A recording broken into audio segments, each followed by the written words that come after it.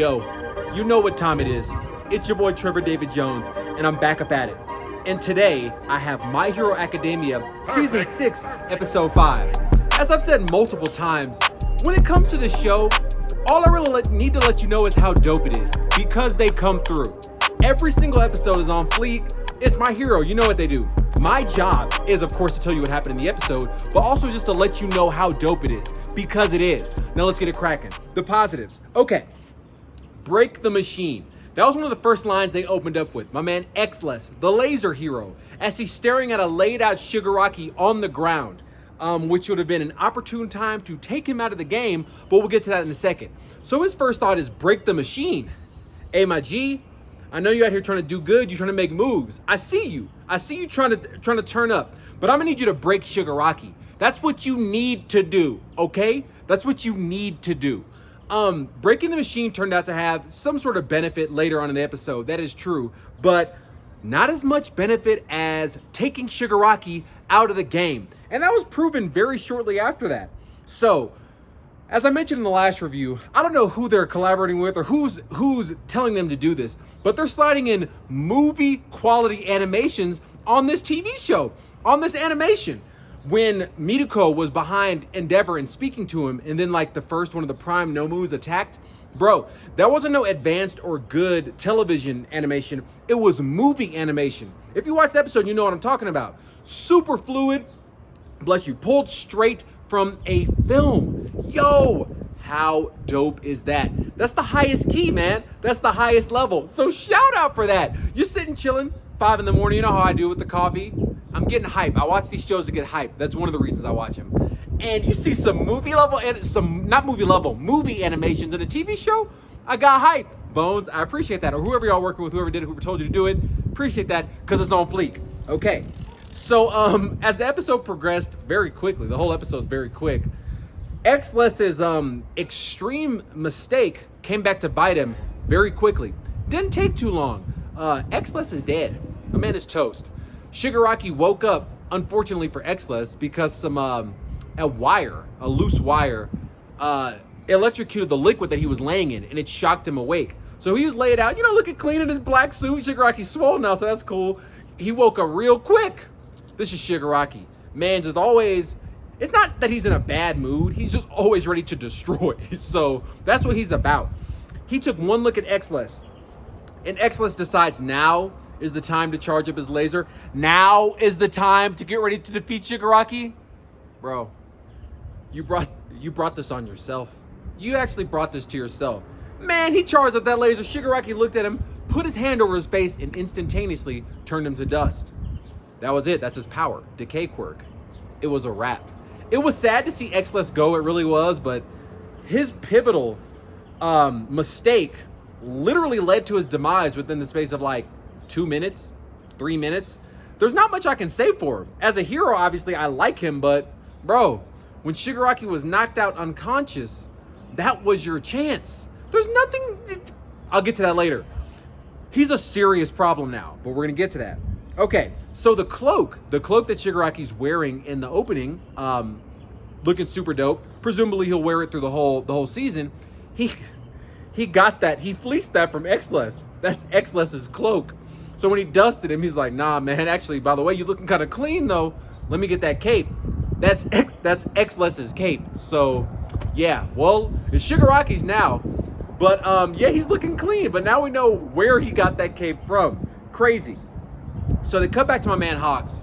And in the last episode, he was in a little bit of trouble, man. He got jumped by Dobby. He completed his part of the mission and took out twice. But again, we were talking about a villain whose prime ability is to clone himself. We don't really know what's going on for sure, but as of the story now and what we saw, Twice is gone. He's a memory. He's dead. So now we cut to the fight that Hawks was in. Dobby joined in. Very heartwarmingly and also very awesomely, Tsukuyomi ended up saving Hawks. How dope is that? His little student, Fumikage, the Falcon hero. So yeah, he flew over, he escaped Fat Taxi, that hero, and used Dark Shadow and flew over there and saved his master, saved his sensei. That was awesome, man, because that's big boy stuff. You have the student level, but then you have he's out there making actual moves in the real hero versus villain game. It was kind of a growing up moment for Fumigake. Fumikage. It was just dope. I really liked it. Okay, so Shigaraki's awake. The fact that Shigaraki's awake opens us up to like the meat, the major part of the episode, as well as now the major part of the season during episode 5. So now things are like, it was never slow paced to begin with, but you could consider these previous 5 episodes before this point kind of like a warm up, getting ready. But now the warm up's over, Shigaraki's loose. So the only good things to him being awake, and there really aren't any, I'm gonna say that right now, but the bright side is his process is not fully complete. So that's kind of good. The scientists wanted to have him in there for 4 months. So that was the timetable to infuse him. I'm gonna get to this later, but with One for All, he was gonna boost up his quirks. So they busted him out early, and mathematically, the process isn't done yet. If it was scheduled for 4 months and he's out early, it's not done yet. So that's a good thing. So they are dealing with a slightly less than intended, level of power Shigaraki. That's good. But that's kind of where the good things stop. But, he's not at intended full strength, so that's kind of cool. We're coming back to Shigaraki, though. So they cut now to the city with Deku and the homies, Bakugo, Todoroki, and the first holder of One for All starts speaking to Deku through like the Matrix, through his mind stream, through the power of One for All, and tells him, he called him transcendent, and Shigaraki is transcendent because his power negates everything else. But he said a transcendent individual has woken up, stop him. I almost paused the episode. That was great advice. The first holder of One for All, deep in the game, deep in the psychic game, is actually giving out good advice. Stop him. You need to stop him. It sounds obvious, but this holder of One for All knows what he's talking about. You need to put a permanent pause to this dude, because this can't exist. You need to stop that man. Shout out the first holder of One for All for the good advice. But if you're watching this video, you also know, if you made it this far, if you're watching this, and all my reviews are spoiler reviews. Y'all know that. This ain't no calamity of spoilers. Great video. That was a great video, man. A lot of fun to do. No, y'all know my reviews are spoiler reviews. The first holder of One for All is the brother of All for One. But if you're watching this, you know that. So the threads are so intertwined, and they're deep in the game. But yeah, man. And that moment was also good because it brought in some Avatar Aang elements into My Hero. Because if you watch Avatar, if you're watching this, you probably have watched Avatar as well. You know that the Avatar can communicate with any and all of their past lives at any given time. So by the time you get to Aang, this is hundreds, maybe actually thousands of individuals that he can talk to when he feels like it. So Aang is already smart enough, but this puts any Avatar at like genius tier, but like a super genius. Bless you again, because you can just talk to all the people that have come before. It's like a permanent like jumping situation, just OP. And and in the case of the Avatar, and similar to One for All, they actually have the power of all the avatars.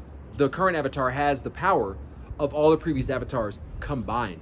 The Avatar is not someone or something that's even meant to be defeated. I mean, they're OP on almost like a cosmic scale. And then when you throw in the Avatar state, I mean, they can make like earthquakes, separate island land masses. I mean, separate like tectonic plates away from, greater land masses. All sorts of crazy stuff. You know what the Avatar's about. But maybe they got some inspiration, or maybe they decided, that there was a way that they needed to take the series beyond what All Might had already done. Because as you know, if you're watching this, if you watch season 5, Deku has full access now to all the previous quirks of One for All. Bro. That's one of the dopest parts about the series right now. That's literally one of the dopest parts. Deku has, no other One for All holder has had this before. Deku has access to all of their quirks. So One for All it was strong when it started. Punch through buildings, you can do all sorts of crazy stuff. It's gotten stronger over time to where I consider All Might actually a stronger character than the Hulk. He can punch the air and like change the weather. Punch the air and change the weather. Cyclones like, thousands of feet into the sky. Insane type stuff. So Deku has access to that power plus more because he's the next holder. It just keeps getting stronger. But he has access to all the actual inborn quirks of the previous holders of One for All. That is insane. Black Whip, Float, bro. Deku's OP, but we know that. But we're going to get to that. So yes. So after the city scene where they cut to the homies, the homeboys, this enters the true crux of the episode. Not only is Shigaraki awake, he's ready to fight. He's ready to destroy. That's what he does. He destroys. He likes that. So he begins just by touching the ground. Y'all know it's over. Y'all know it's over. Instantaneously, everything around in the room just turns to dust. Ash, just dust. And then it expands to the wing of the hospital. Within a matter of seconds, he turned the entire hospital, not the area around in the whole hospital, to ash, to dust in seconds. It was over. Any hero that was touching anything is now a memory. They're donezo. They actually had one hero who was giving the thumbs up sign, like as he crumbled to dust. Man, that was so sad. But that is Shigaraki's quirk, legitimately OP. So shout out to the music artist, because the music that was playing as he was getting ready to use his quirk and then executing on it, yo, give them a raise, man. It just captured the doom, the menace, just the ominous nature of what was happening so perfectly. It was amazing. It was the legitimate musical score. I gotta give them a shout out because of that. I was getting tingles, shivers, because it was creepy. But it was supposed to be creepy. It's Shigaraki, he's awake. Everyone's in trouble now. I mean, they're gonna figure something out, but there's some stuff going down. But yeah, those music artists, I gotta give them a shout out, because that track when he was warming up and then used his powers, extremely dope. So the destruction that Shigaraki is capable of, that was one of the main arcs of season 5, is his awakening, coming into his own as an individual, which basically unlocked his power. So the wave of destruction spread out from the hospital to the entire surrounding city, like within a matter of minutes, but not like a bunch of minutes, like 2 minutes. The major metropolitan area, the downtown of the city they were in, was entirely, every speck of dust, every rock, every brick, every building, everything turned to dust in just a matter of minutes. I was watching the episode thinking, like, why is this dude so strong? Like, y'all gotta clue me in, because he is legitimately OP. What kind of power is that? I can't even think of too many like mutants or even like, Marvel characters, DC characters, who have power on that type of power. He doesn't have to punch anything to do this. He just touches the ground. He touches any form of solid matter. Well, there might be some other intricacies to his quirk, but anything solid and anything that's touching it, it's over. It's over. So the whole metropolitan area, the downtown area of the city, was turned to ash. So that's the minimum scale of power that we're talking about here. That's the minimum scale. They haven't established any known limit to his power. There has to be one. I mean, there has to be one. Whether it's the amount of energy he has in his body or, his will, there's something out there to exploit. But as far as like what it is or what the limit is, we don't know it yet. The heroes don't know it yet. He can just decay things without limit, just by touching whatever he starts with. It could be like a ball, a brick, it doesn't matter. So saying he's OP is kind of an understatement. He's moving up to like all-time anime characters. Like, he's getting up there. Just insane. But that scene was scary, man, and it showed that he's something that they're gonna have to come together to deal with, and he's way OP. So they cut to Deku, and they're in the city. The thing about them is, though, they're far from the hospital where the whole crux of the first 5 episodes has taken place, so they don't really know what's happening. In fact, the dust wave, the decay wave is coming toward them. Probably one of the dopest moments of the episode, if not outright the dopest. The movie quality animation was dope too. Deku goes into 45% full cowling, bro. Blue lightning. Y'all know that blue lightning is on fleek. Like the kind of like white, the light sheen comes over him. The effects, the animation in the show is too dope. And he does the St. Louis smash, bro. St. Louis smash. Punches the air, doesn't punch it, punches the air and throws out a pressure wave that he thinks will counteract what he thinks is a pressure wave. It probably would have. I mean, he's the holder of all for one. I'm sure it would have had that been a pressure wave, but it wasn't. It was literally just everything turning to ash. But shout out Deku, because that was another one of the dopest parts of the episode. He instantaneously figured out, like on this when it was happening, because the thing's coming to him, he was like, wait, obviously if it was a shockwave, my shockwave would have canceled, it would have done something.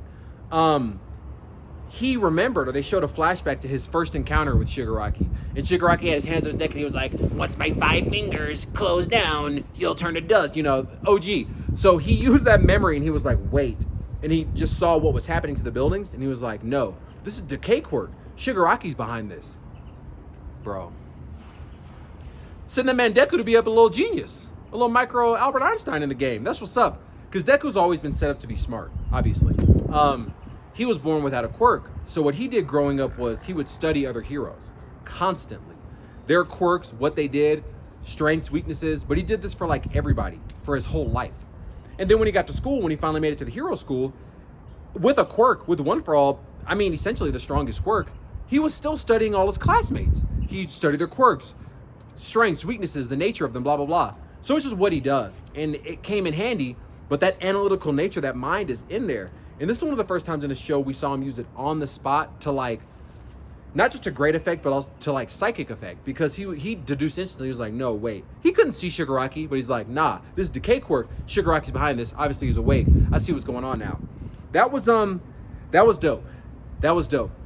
And the thing about it that is though, although I was happy that they showed Deku's intellect, I was also upset for the kids, man, because when Shigaraki awakened and used his quirk in the hospital on the adult heroes, Gran Torino instantly knew. He was like, oh, this is the advanced quirk that we had intel on. Now he can touch anything, and anything that's touching and so on and so forth to some unknown extent also decays rapidly. This decay quirk isn't slow, it moves quick. So he was like, oh, okay, so now we see it in action. They had intel. Y'all couldn't tell the kids that? Y'all couldn't tell the kids? Y'all couldn't tell the kids Shigaraki has an advanced decay quirk that can spread instantaneously, and, you know, we know what it can do? All right. I feel bad for the kids, man. They need to know that. That's key information. So shout out to the kid heroes. Little shade on the adult heroes. So with that kind of brought the episode to the end. Jigato Mankia woke up because he sensed that Shigaraki woke up. He was just sitting in the little villain room with the radio on his neck, hanging out, even though he's probably the second strongest villain to Shigaraki. Then it breaks down from there. Redestro is actually pretty strong, so on and so forth. But yeah, Jigato Mankia is up. So the strongest two villains are awake. You know, they got an issue. But we're going to get into that in a second. And last but not least, the last like positive point I want to say is just about Shigaraki's power. The thing is, this dude, since they've established no known limit to what he can do on any level, I mean, he could conceivably like destroy the planet. Pretty much. As long as he's holding his hand down and just keeps wanting to decay, anything that's touching anything is gone. And they've shown no limit. He doesn't get fatigued when he uses it, nothing. Obviously, he needs somewhere to live, so, you know, probably wouldn't want to just dust their planet. But that's the level of power we're talking about here. So, Shigaraki, yeah, man, got to break out all the stops for this dude. Room for improvement. Man, y'all aren't even going to believe me on this. Y'all aren't even going to believe me, but I'm serious. None. Did I just say that? I got to find something, right? I got to pick out something. Not really. I can't really find anything. The pacing was completely even all the way throughout. It's fast when it needed to be. It never really slowed down. It was good, appropriate all the way through. The action, I've spent this whole review talking about the action. On fleek. The animation, all the regular animations were top tier. Then they threw in those movie animations just because. I mean, come on. The story itself is dope. I haven't read the manga. I probably should, but I haven't read the manga. So I don't know what's going to happen yet, you know, at any point in time. So everything is new to me, and it feels fresh, and it feels good. There are good twists, good reveals, good progression. It's just dope. You know, it's hard to leave something with no room for improvement. Like, can I find something? Not really. And it's appropriate though that My Hero would be the first show to actually get a no real room for improvement. You know, it was just a super solid episode. It was dope. I loved it. So now onto the rating. A 4 out of 5. You're like, wait, I said all this stuff. It's like 5 out of 5, 6 out of 5. A solid 4 out of 5, but like a legit 4 out of 5. And it's getting this pretty much because we're all fully knowledgeable and aware of what a 5 out of 5 episode or a 6 out of 5 episode of My Hero Academia looks like. We know. All Might versus One for All. Midoriya versus Overhaul. Whew! Even Midoriya versus Muscular. You know, this is classic stuff. Easy 5 out of 5s. One for All versus All Might. That's a 6 out of 5. Bless you again. If not like a 9 out of 5. That's just, yeah, that's something different. That's tears, you know what I'm saying? That's memory, emotion. So, but yeah, a solid 4 out of 5 with no contention. Just a dope episode, and they're keeping it going. So, this is the first time I'm doing this. I'm going to bring up something called Next Episode, where I talk a little bit about what's going to happen in the next episode. So like any anime or a lot of shows in general, at the end, they show you a preview of what's going to happen in the next episode. It's just, you know, something that's done in TV. And in this episode, they show Endeavor coming out to fight Shigaraki. I hope so. That seems very appropriate. I'm hyped because, yo, Endeavor versus Shigaraki? Bro. No, we're talking like, bro, we're squaring up, man. This is like big boy fights. Like knockout potential. These are like heavy, top of the list names going up against each other. Legit stuff. So, yeah, just the fact that Shigaraki and Endeavor are fighting, that's dope. But they need to send in Endeavor. Who else you gonna send in? Shigaraki is at such a scale that, you need the number one hero, who in this case is Endeavor. The number two hero just isn't gonna be strong enough. Dabi, Hawks' weakness, his only real weakness is fire. So Dabi got the slip on him on that. But even at full strength, Hawks versus Shigaraki, he can fly actually. That might help. Hawks can fly, yeah. But Decay Quirk touching the feathers, there's still a power gap there. You need to send in the number one hero. But Hawks might actually be able to do something now that I'm thinking about it. So you've got Endeavor in there. Either you send in Endeavor, whoever the number one hero is, or whoever's holding One for All. Those are your only options. Generally, the number one hero is the person holding One for All. But in lieu of that, those are basically the only two people you can send in to do anything against this dude. Shigaraki has made himself, plus his inborn quirk, way out there. So Endeavor's fighting him, and I'm like, yo, things are actually looking up. Endeavor can fly. He can fight from a distance. And that fire isn't no like regular fire. Like some in the, like a fireplace fire. Which, with no enhanced durability would be enough to stop Shigaraki. He has his decay quirk, but he doesn't have like, enhanced strength, agility, durability, things like that. Regular fire could take him out. And Endeavor's fire isn't regular fire. It's moving up there to like sun level. You know what I'm saying? Oh, the sun, beautiful. Yeah, very hot. So he could almost one-shot Shigaraki if it came down to it. But it was at that moment where I decided I need to look a little bit more into this. So as I mentioned in the last episode, one of the reasons that Shigaraki was in that tube was because the doctor was infusing him with One for All. But like I said, I couldn't remember if it was All for One or One for All. So I had to go back and look it up. I had to go see. So I watched episode 25 of season 5 just to check it out to make sure, because it's a fact I need to get straight. This changes the whole potential path of the season, of the series, really. And to my abject horror, when I pulled it up and watched that scene, and the doctor had him, with the not in the tube yet, the wires hooked up to him, doing the experiment, he said, yeah, I'm actually also going to even give you One for All. Bro, imagine me sitting there watching this animated TV show in animation with chills going entirely over my body, bro. I got nerved up.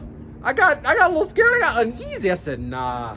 Shigaraki with One for All? Come on, bro. See, that's why I like the writers of the show, because they know what to do. They know how to make stakes. This is a serious problem.